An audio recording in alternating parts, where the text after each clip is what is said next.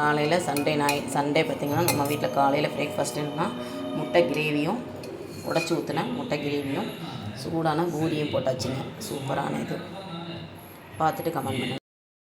இன்றைக்கி நம்ம வணக்கம், எல்லோரும் எப்படி இருக்கீங்க? இன்றைக்கி காலையில் பார்த்திங்கன்னா சண்டே. இன்றைக்கி நம்ம வீட்டில் ஒரு கிரேவி வச்சுக்கலாம். இன்றைக்கி பார்த்திங்கன்னா நான் முட்டை கிரேவி தான் செய்ய போகிறேன். முட்டை கிரேவிக்கு என்ன காலையில் டிஃபன் பார்த்திங்கன்னா நான் பூரிக்கு மாவு பிசைஞ்சிருக்கேன். உருளைக்கிழங்கு நம்ம செஞ்சு சாப்பிட தோசை மாவு எடுத்து வச்சுருக்கேன்.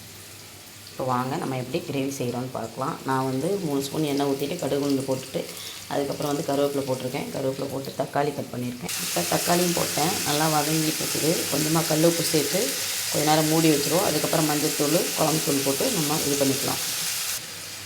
பாருங்கள், தக்காளி நல்லா வெங்காயம் நல்லா வதங்கிடுச்சு. இப்போ நம்ம ஆச்சி குழம்பு தூள் போட்டுக்கலாம். சூப்பராக இருக்கும் இது இந்த மசாலாவுக்கு. இப்போ கொஞ்சம் சாம்பார் தூள் போட்டுக்கலாம்.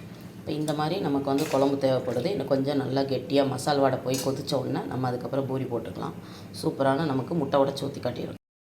நம்ம வீட்டில் பாருங்கள், சூடான முட்டை கிரேவியும் முட்டை தொக்கு மாதிரி வச்சுட்டேன். சூப்பராக இருக்குது பாருங்கள். அதுக்கப்புறம் இந்த பக்கம் சுட சுட பூரிங்க, மலைக்கு ஏற்ற மாதிரி.